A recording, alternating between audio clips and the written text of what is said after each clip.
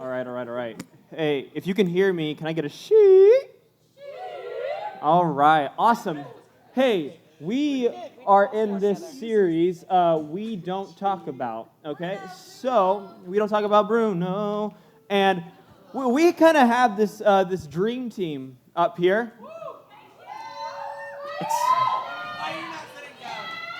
I'm not sitting down, yeah, for obvious reasons. The dream team. This is the dream team up here, guys. Because, guys, if you guys remember, I get it. I'm not on the dream team, Kate, okay? But if you guys remember that,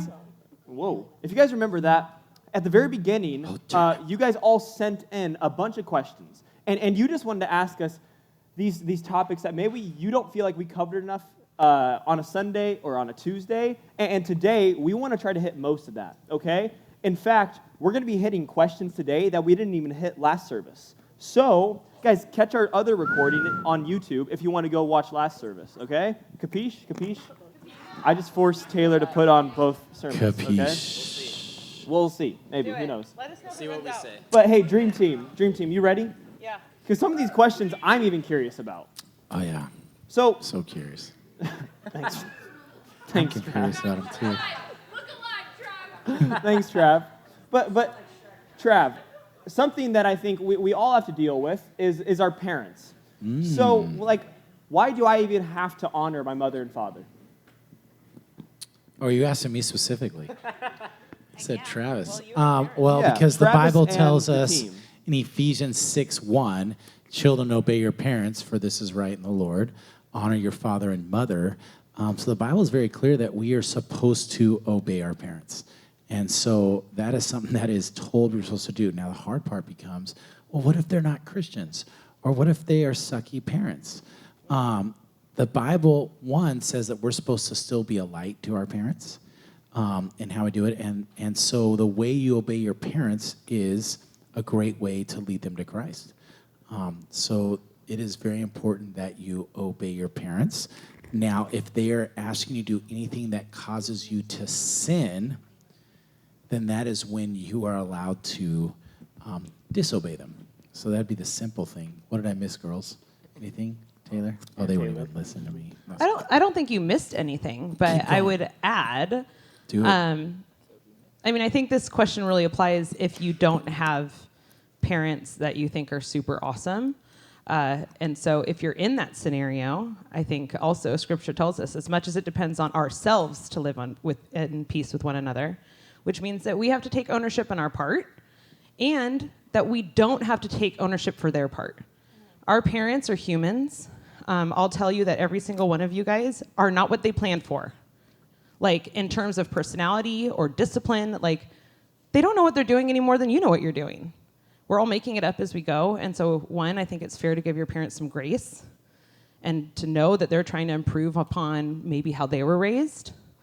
And like Travis said, if you have sucky parents, okay, sorry about it, but do what you can to respond respectfully.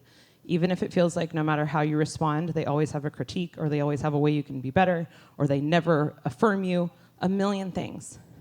You aren't going to be with them forever. This is a season that seems really long, but if you can just do the best that you can to honor God through that by not sassing back, watching your tone, watching your body language, your face, your eyeballs do weird things when you're talking to your parents, it really sets them off. Own it. Like, what is your part that you can contribute to those spaces? And try to honor God in it, because literally the way that you control and respond is a way that you can honor God.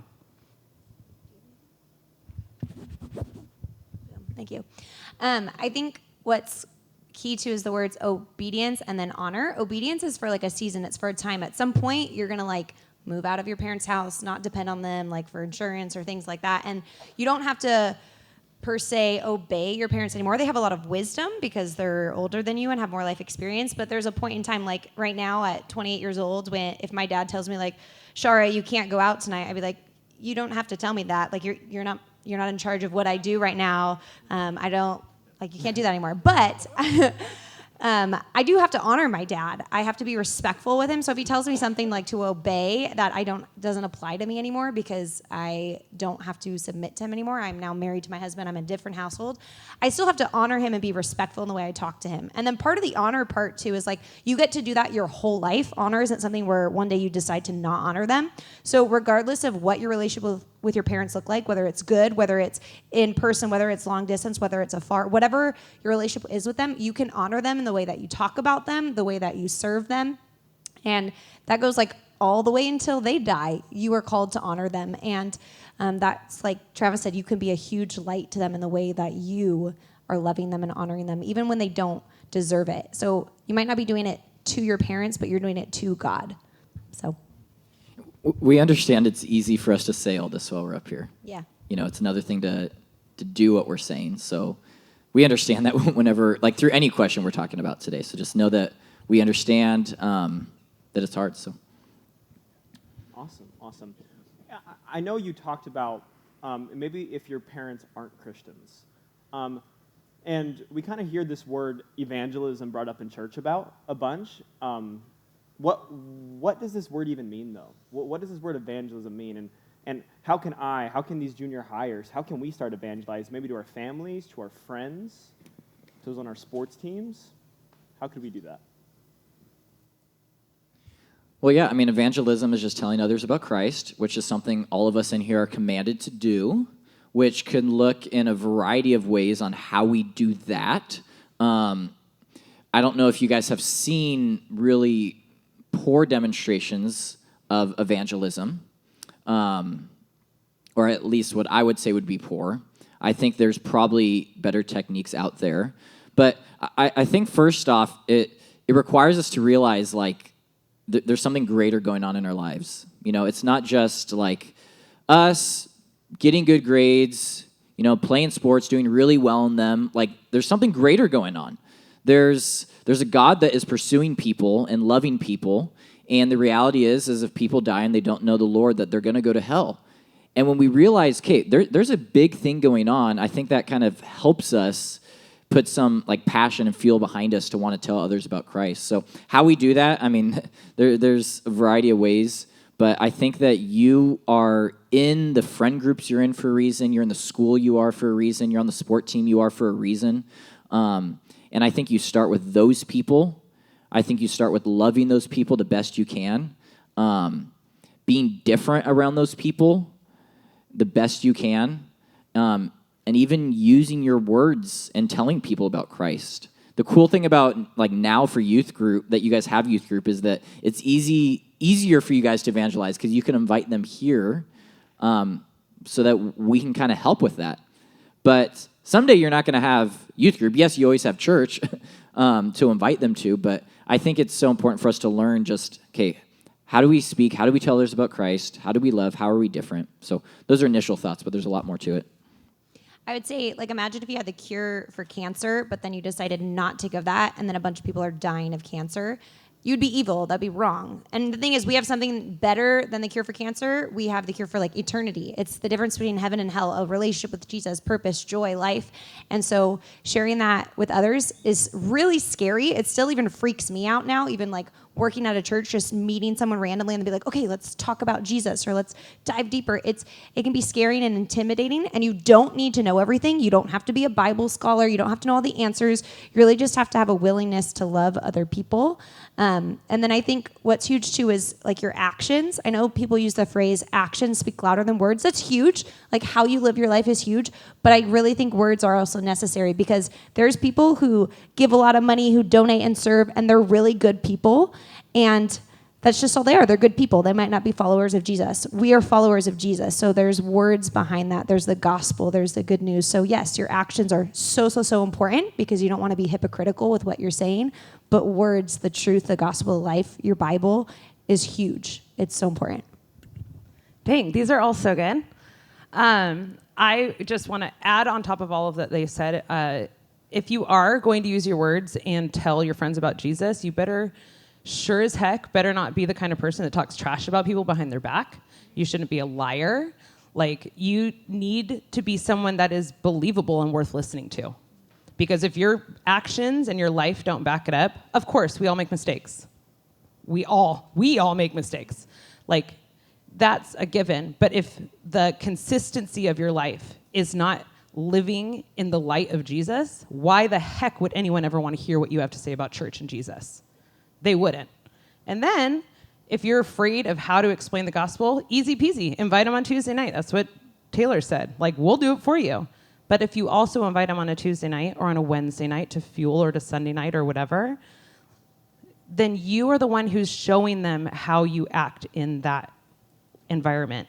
When you get into small group and it's a time to be like vulnerable and transparent and like dig deeper, don't be the one who's on your phone. Don't be the one that's being a distraction and not paying attention. If you really wanted to invite someone to evangelize to them, still be Jesus when you're at church. Still be that leader. Be that person that's going to be an example to them because you care about their eternity. You care about this cure to cancer. Like, freaking act on it, man. The end. And just real quick, God commands us to tell, not to save. We don't have the ability to change someone's mind. We don't have the ability to change their heart. We don't have the ability to save someone. That's only Jesus can do that. We're just commanded to tell. So also when we're telling people, know that if they don't go to church, if they don't go with you, if they are like, nope, I hate your God, bye, then you at least did what you were commanded to do, and doesn't mean God can't change their heart later. And I've had people 4 or 5 years later, because of conversations and because of how I responded and how I treated them, 4 to 5 years later, they're like, Trav, I know we had that conversation. Can we talk more about it? Because I'm kind of ready now. And that's kind of the way it can work sometimes, because people don't just automatically go, oh, you told me I should be a Christian? Boom. And so, but that's not our job. It's just to tell. I love that. Yeah, the Holy Spirit does the changing. We're just supposed to scatter seeds. And I love how you guys were saying that there's not one perfect way to evangelize. There's different ways. There's a personal way we can do it, where we can just sit down and have a conversation with someone at school and just explain to them the gospel. Maybe there's a servant way we can do it, where we're going to evangelize by just being amazing servants to Jesus. Maybe there's friendship evangelism, where you're going to tell people Jesus just by being an amazing friend. And I just think there's different ways to evangelize, and I'm telling you, the best way to evangelize is, honestly, to be a really good Christian, to be someone that when you speak the truth of Jesus, you're not speaking lies about people, and you're not talking bad about people or about things. People look at you and they say, oh man, yeah, that's a Christian, and he wants me to be a Christian. Oh, that's really cool. And when it comes to telling your friends about these things, I get curious. Maybe this is a little juicy question, but do you guys think guys and girls can be friends? Ooh, I hear them say, nah, lies. Oh, okay. They're joking. People are going like this. I kind of want to know what you guys think. Okay, I'm going to tell you all to close your eyes, and there'll be no judgment. But yes, if you think that guys and girls can be friends, no. And then I have no idea. Close your eyes. Close your eyes. What do you think? Everyone close your eyes. Close your eyes. Can guys and girls be friends? Show me your thumbs. Wow, really? Show me your thumbs. Okay. All right, hide your thumbs. You can open your eyes. Heads up, 7 up. I know. Travis, what do you think? Can guys and girls be friends? Oh, I think guys and girls can totally be friends. I don't think they can be best friends. So Can I you think explain? there is a difference. I believe instead of dating right now, you should be hanging out and getting to know as many people of the opposite sex and being friends, so that you are trying to find out who they are. We are totally different in how we live life, how we look at life. And so I think it's awesome to have friends of the opposite sex, but I do not believe that you can be best friends, or I believe you shouldn't be best friends. And I will leave that open to everyone else why we shouldn't be. Why do you guys think? Does anyone agree with me? Or should I explain the whys? Go ahead. Ethan agrees. I just didn't want to talk the whole time. Okay, so almost every time I've seen this, when guys and girls are best friends, like BFFs, talk about everything, hang out alone all the time, text all the time, FaceTime all the time, most likely it's someone has feelings for the other person. So you're not just friends anymore. It's moved into the next category already. Wait, I didn't know that. Yeah, and if you say, no, I don't have any feelings for them, the thought has probably come in your mind at some point. So we've just seen that with like high schoolers, junior hires, college people. I've seen it everywhere. But part of that is when you're like start dating someone, like that person now and dating, or then they become your spouse, that person now reserves a special like place in your life. And so if you're dating someone and then you have like a BFF of the opposite gender, so like if I'm dating a boy and then I have like a BFF friend that's boy over here, it's kind of doesn't work out the best way, because that's the special deep relationship is supposed to be with your significant other. So my husband is my best friend. I get to talk about deep things with him. I get to do all these things with my husband. And then these guys, they're my friends, but I don't go on one-on-one coffee dates with them or one-on-one Xbox dates with them. I don't talk to them about like, I don't know, they said they don't just sit there drinking coffee. But I don't like talk to them about deep stuff going on in my marriage. I reserve that for my husband. That's the only male in my life that has that deep relationship with me. And then I have all these other deep relationships with my girlfriends, and because that's the appropriateness there. So yeah, that's my thoughts. Nope. Anyone else? No one? Nope. That's awesome. So when it comes to those friends that are guys and those friends that are girls, for Trav and Taylor, what are things you look for in those friends that are guys that are just some of your top stuff that you go, I want this in my friends. I want to see this in my friends. And the same for you girls. Oh, I'm looking for someone who I can trust, and they're trustworthy for me to be friends with, but also someone that I feel like has my best interests at heart, meaning they want to see me become a better person. They want to see me grow spiritually. They want to, they're willing to call me out on things because they care about me. That's the type of friends I look for, type of people I look for in a friend. I like the question because I feel like in middle school, I wasn't intentional with like who my friends were. It was just kind of like whoever I was around. So I think that's something that I've learned that I even should have started maybe younger, of being intentional. So there's a list of a lot of stuff. Last service, I shared that one thing is just someone that isn't like too cool for others, that they're willing to hang out with people no matter like how different, no matter what the school thinks about them. Because I just think it shows that they're not prideful, that they're like the Lord, they're like Jesus, who was willing to hang out with anyone. So that's a big thing for me. Yes, there's also like, I like hanging out with people that, you know, have the same sense of humor and have, you know, the same like interests as me. But I've realized the older I get, like so many of my friends are different than me, but where we share the common bond is our relationship with the Lord and pursuing Him. And those are more the attributes that I'm looking for now. Yeah, it's a plus if they laugh at my jokes, but like that's like, you know, way low down now on with who I'm looking for as a friend. I forgot what I was going to say because I was thinking about how no one laughs at my jokes. Except for right now, thanks. So you're my friend. It wasn't a joke, Kate. I remember it's okay. I remember what I was going to say. Okay, as you like make that list of like what you're looking for in a friend, those different categories, I challenge you to like look in the mirror and be like, do I have those qualities? Because a lot of times we're like looking for the friend, but we're not even that friend ourselves.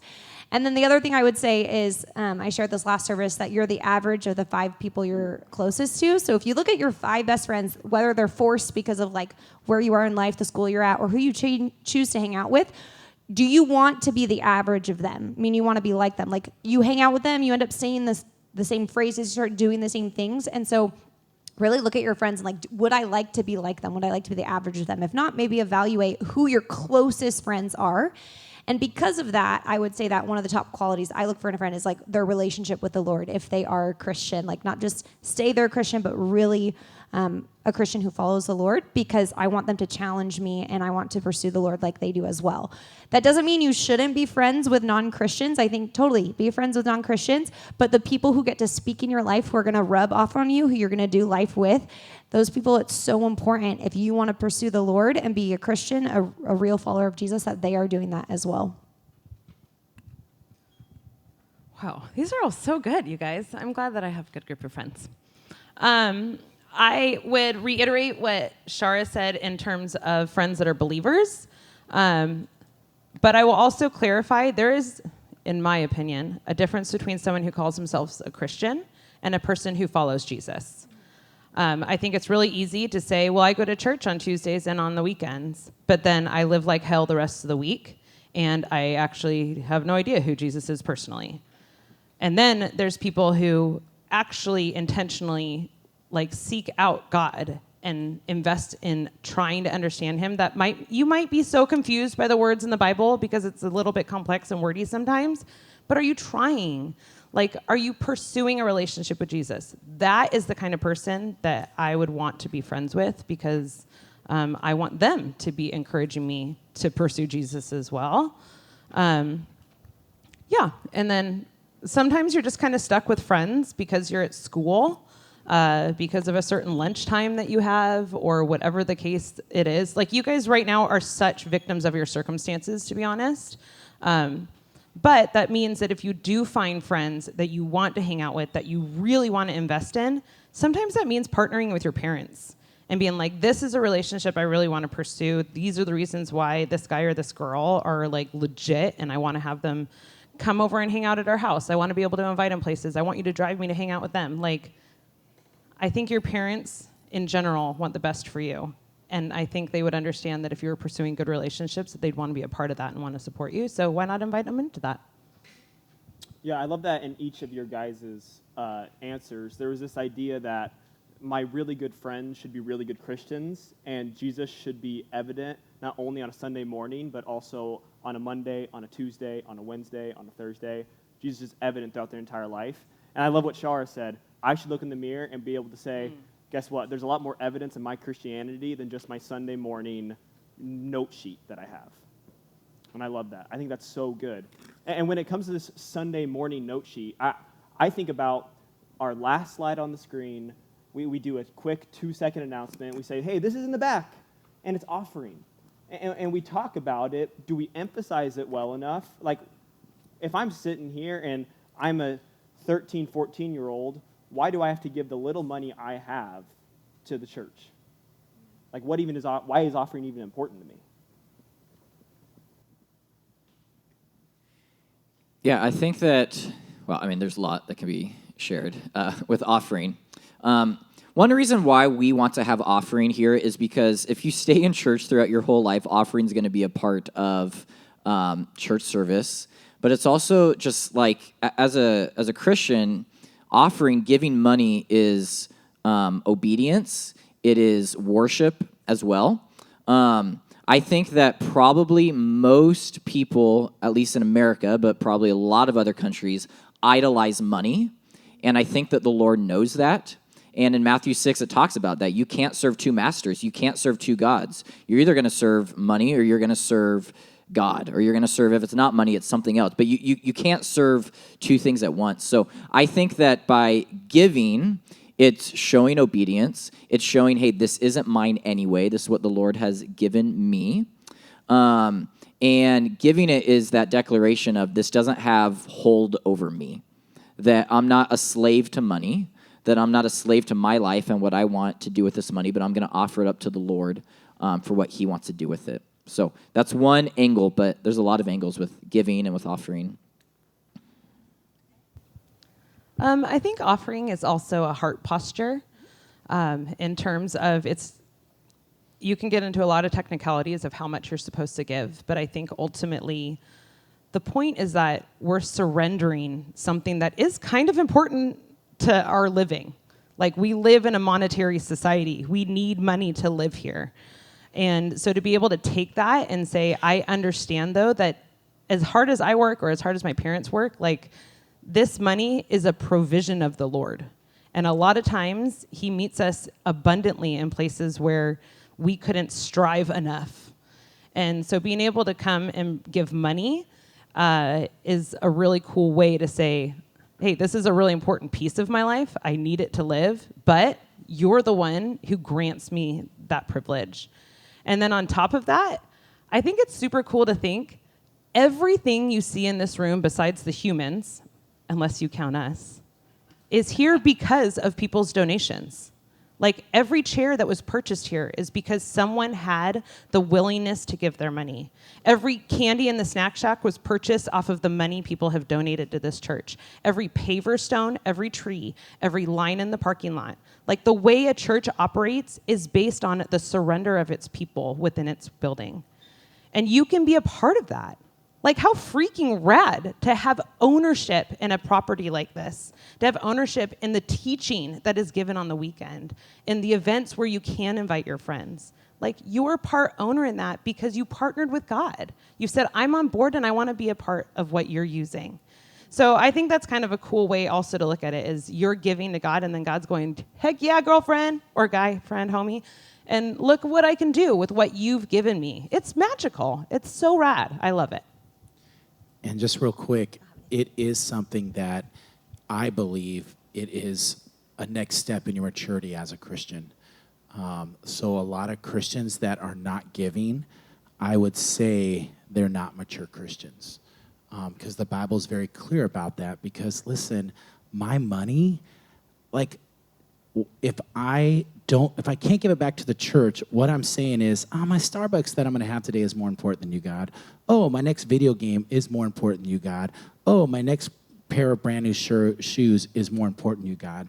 And so it is a next step as Christians that when we can start giving, that's a next step. So if you're not giving yet, that would be the next step. And you're thinking, it doesn't have to be a lot, but it's that next step. And I will tell you, it helped me because I started giving in junior high. So when I became an adult and now it became serious money that I'm giving, it was a lot easier. Because as a junior higher, as a high school, I was saying, God, okay, right now I'm going to give 10%. And it's like, dang it, that's a lot of money. I could have bought candy today. It was creating something in me to where as I got older, it was easier and easier for me to be able to do that. I love that. Yeah, to me, offering's always been one of those things that it shows the position God has in your heart, whether that's first place, second place, third place. And to me, giving just one of those signs of, hey, this person has God first place, or this person has God last place. And like Trev said, it's just a really good sign of Christian maturity. But when I think of immaturity, I think of like a little kid that can't control his emotions at all. And it's funny to me how sometimes it can feel like we can't control our emotions and our emotions have control of us. And so I get curious, because something that kills me is students coming up to me, friends coming up to me. Man, the amount of pastors that I've heard the stories about that are struggling with anxiety and depression. And man, it breaks my heart, because what would you guys say to a student that's struggling with that same thing?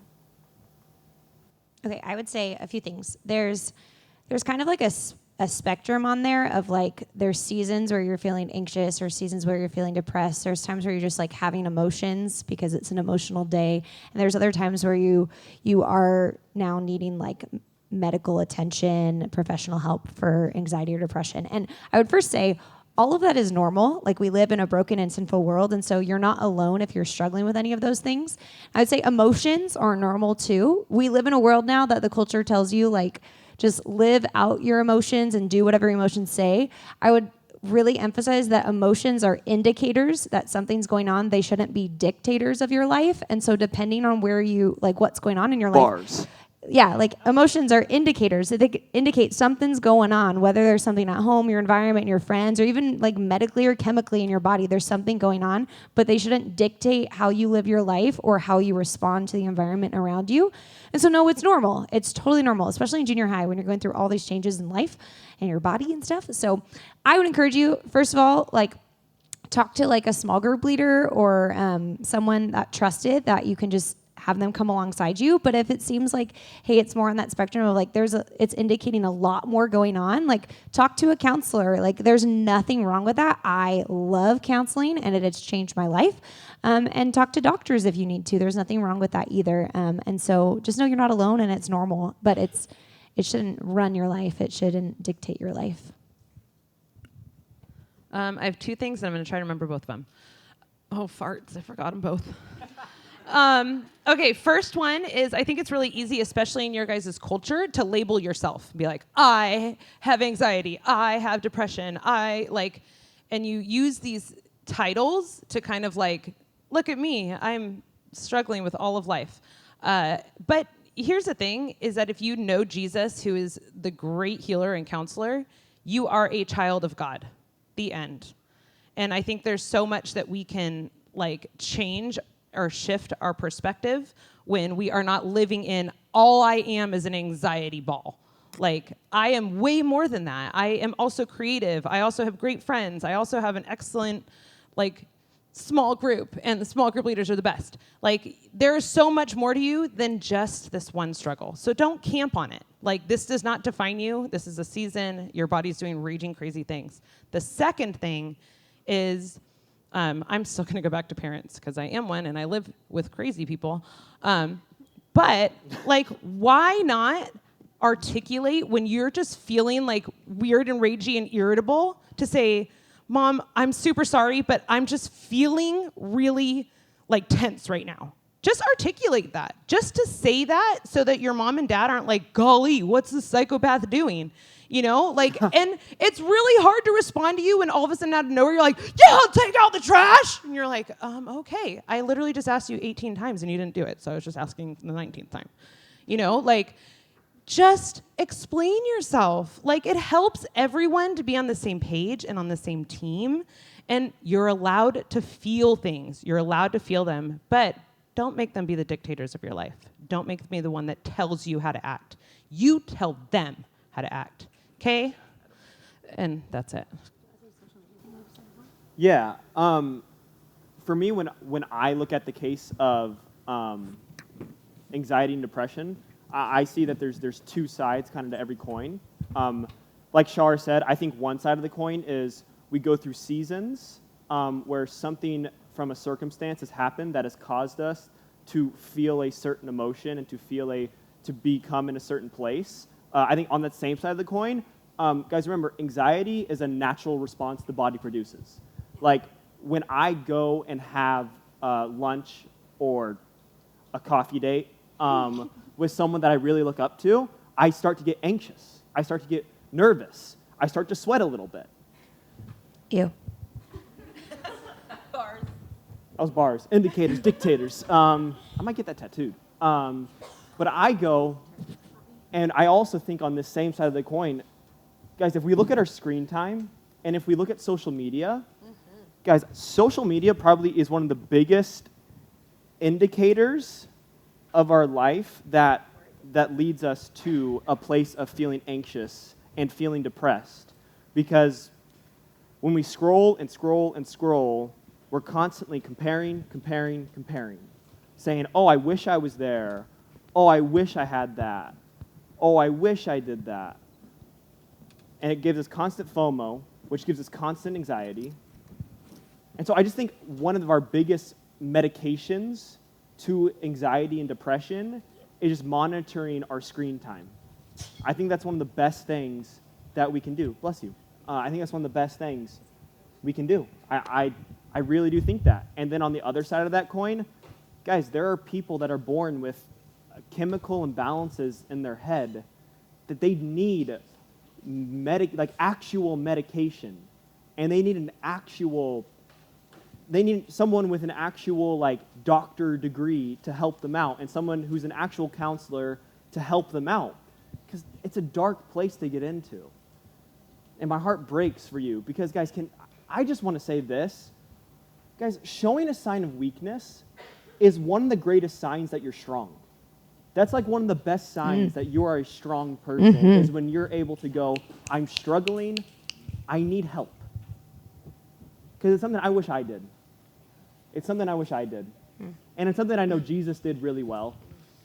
I love it. In the Garden of Gethsemane, Jesus talks about, he starts to sweat blood. And he starts to say, I don't know if any of you have ever sweated blood before, but I'm pretty sure that's a bad sign of where your mental health is at. And he says, God, if there's anything you can possibly do, take this away from me. And it's weird, in that sense, he goes and he gets help. He says, God, if there's a way we can get rid of this, let's get rid of this. And man, I love that.